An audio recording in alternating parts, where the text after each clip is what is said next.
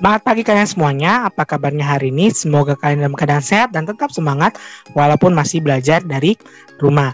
Hari ini saya akan masih membahas mengenai KRD kita yang pertama dengan submateri yaitu berpikir dengan perspektif sejarah. Maka dari itu silakan simak video ini dari awal sampai akhir.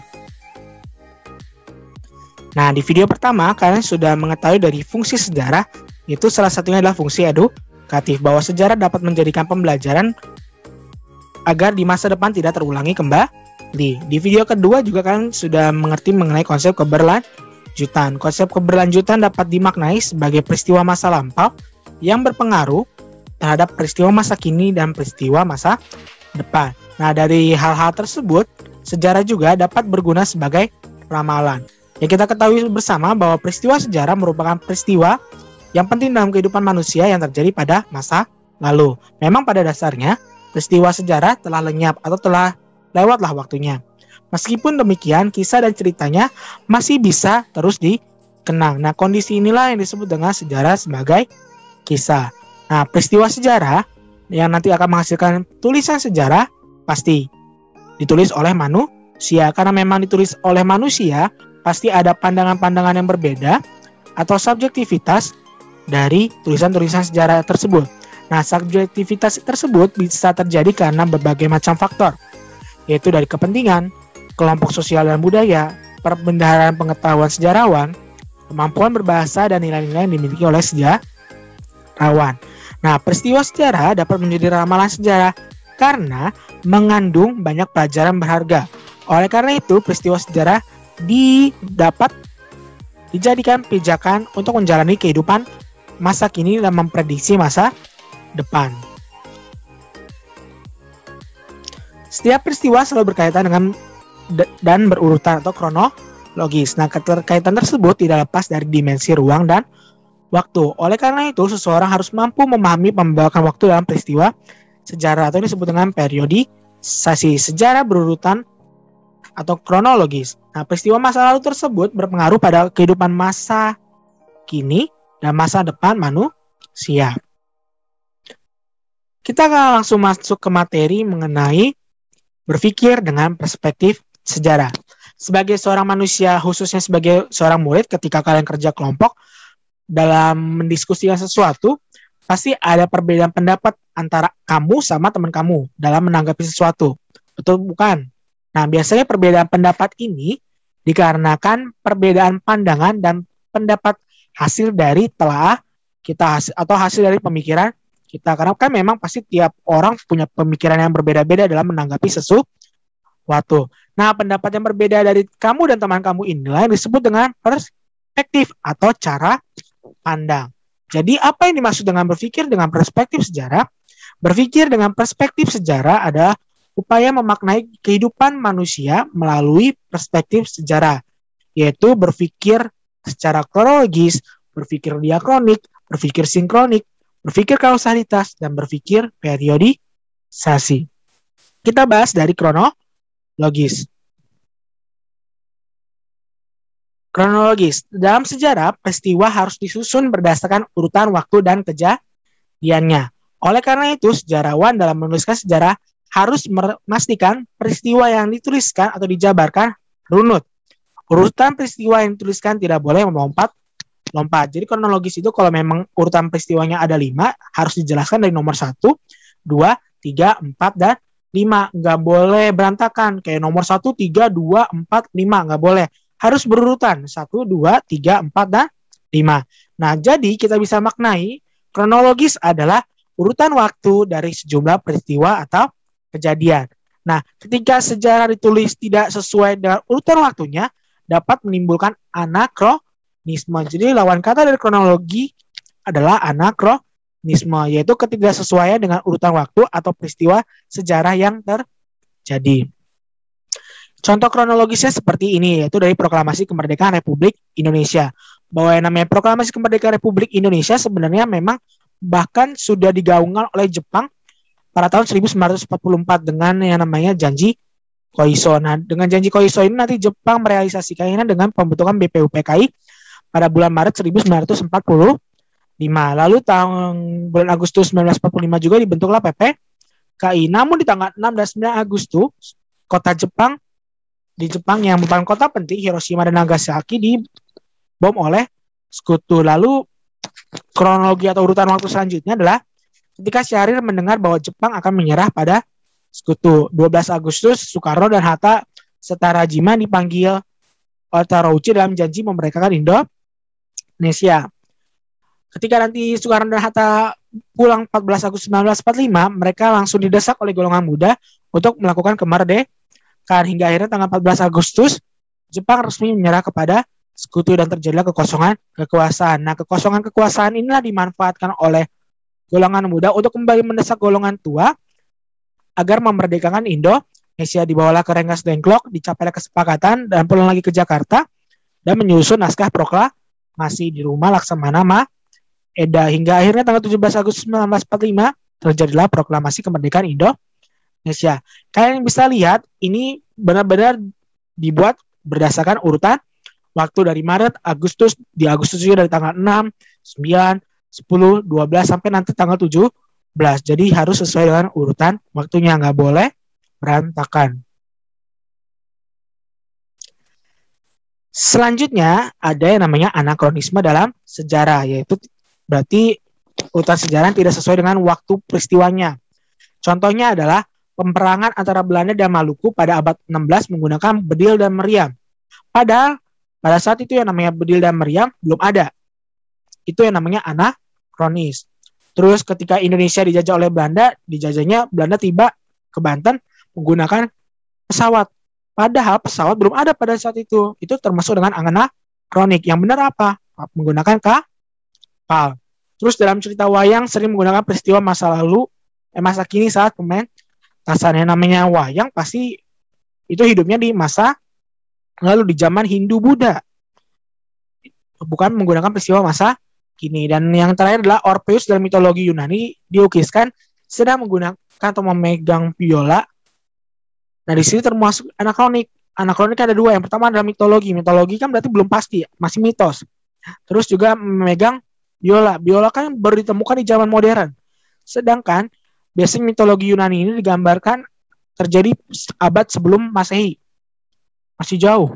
Di sebelum Masehi mungkin Indonesia masih zaman praksara atau masih zaman prasejarah namanya. Manusia-manusia purba masih hidup di Indonesia. Itu yang namanya anakronis, ketidaksesuaian urutan waktu.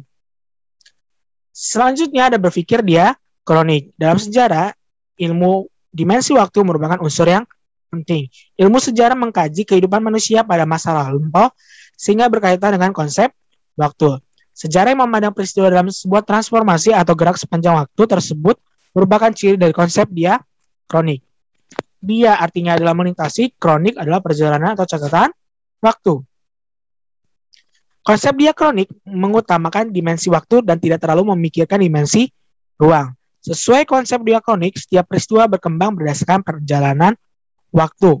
Konsep diakronik melihat bahwa peristiwa dalam sejarah mengalami perkembangan dan bergerak sepanjang masa. Nah, dimensi waktu perlu dibuat batasan awal dan akhir yang disebut dengan kurun waktu atau babakan waktu secara berurutan atau kronologis. Apa sih contoh dari sejarah bersifat diakronik? Jadi kalau sejarah bersifat diakronik ini pasti dalam penulisan sejarahnya bersifat naratif deskriptif dengan memperhatikan waktu, yaitu kronologis dan periodisasi.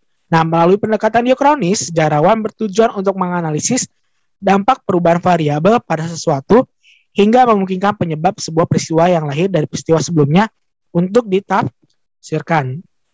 Misalnya dalam menjelaskan peristiwa menjelang Sumpah Pemuda, Oktober 1928.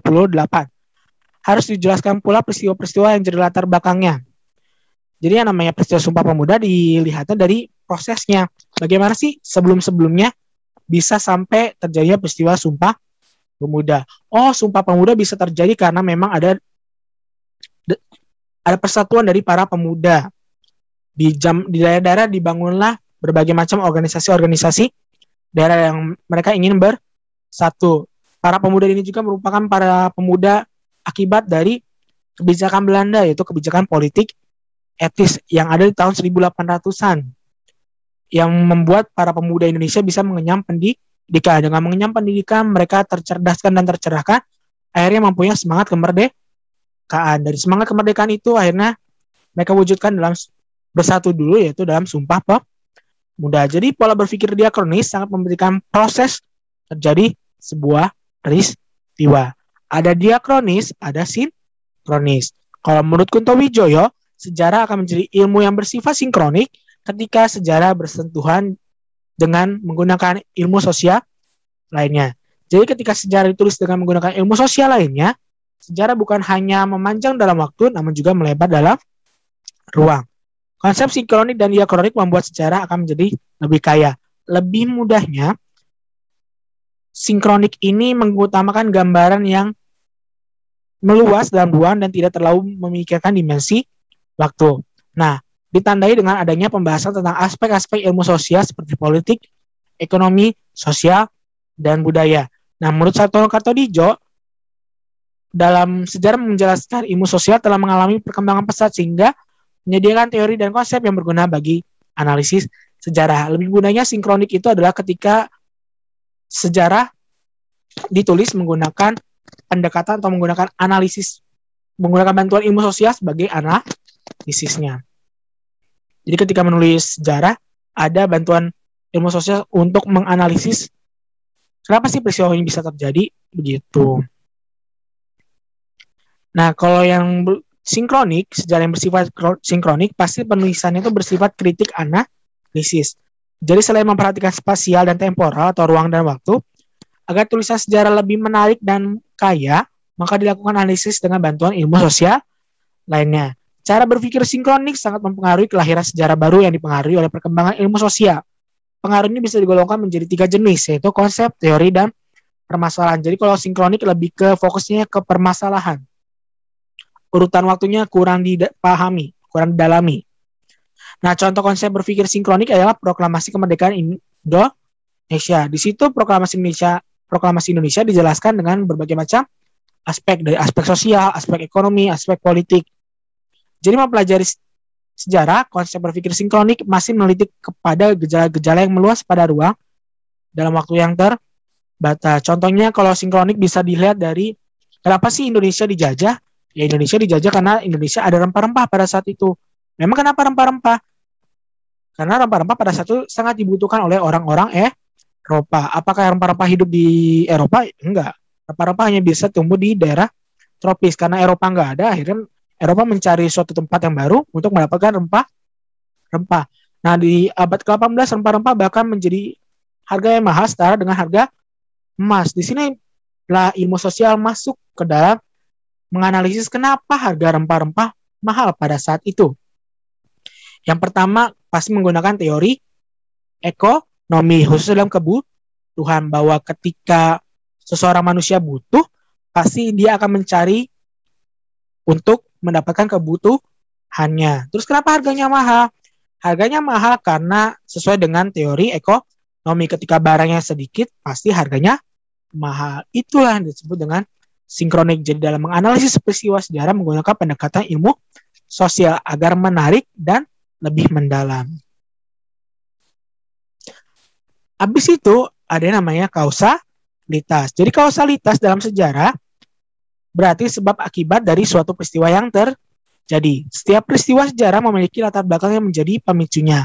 Setiap peristiwa sejarah memiliki sebab umum dan sebab khusus. Setiap peristiwa yang sejarah ada 2 sifatnya, ada yang bersifat multikausalitas atau latar belakang terjadinya sesuatu ada banyak, dan ada monokausalitas atau sebab khusus atau sebab paling utama terjadinya suatu peristiwa sejarah. Jadi kausalitas adalah faktor atau latar belakang terjadinya sebuah peristiwa sejarah. Ini contoh kausalitas, yaitu peristiwa reformasi. Jadi reformasi itu bisa terjadi karena ada berbagai macam sebab. Sebab yang umum, ada krisis ekonomi, krisis sosial, krisis politik, krisis hukum, krisis kepercayaan. Dan ada sebab khusus yang cuma ada di peristiwa reformasi inilah yang mengakibatkan reformasi terjadi. Apa sih sebab khususnya atau monokausalitasnya? Sebab yang paling utama itu demonstrasi mahasiswa besar-besaran di berbagai era puncaknya menuntut Soeharto mundur dan mereka menduduki gedung DPR. Itu sebab khusus. Dan yang terakhir adalah periodisasi. Periodisasi adalah pembabakan waktu yang diterapkan dalam kajian sejarah. Kalau kronologis tadi ada urutan waktu, periodisasi adalah pembabakan waktu. Nah, pembabakan waktu ini digunakan untuk membatasi kajian sejarah agar tulisan sejarah itu dapat fokus. Ketika sejarah fokus, pasti merupakan tulisan yang tidak merembet kemana-mana dan merupakan tulisan yang ringkas dan nggak panjang banget. Kalau sejarah tulis dalam rentang 1000 tahun pasti panjang banget kan tulisan sejarahnya, makanya harus ada perlunya periodisasi agar lebih fokus.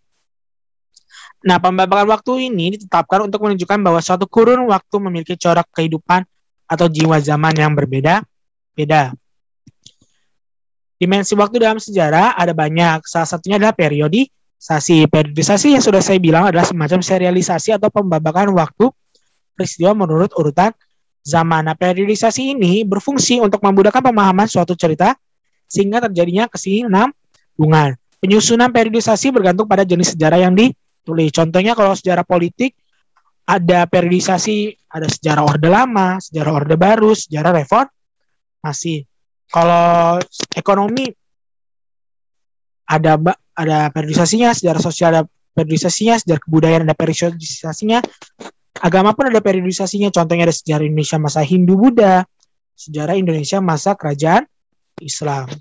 Jadi bergantung kepada jenis sejarah yang ditulis dalam periodisasi.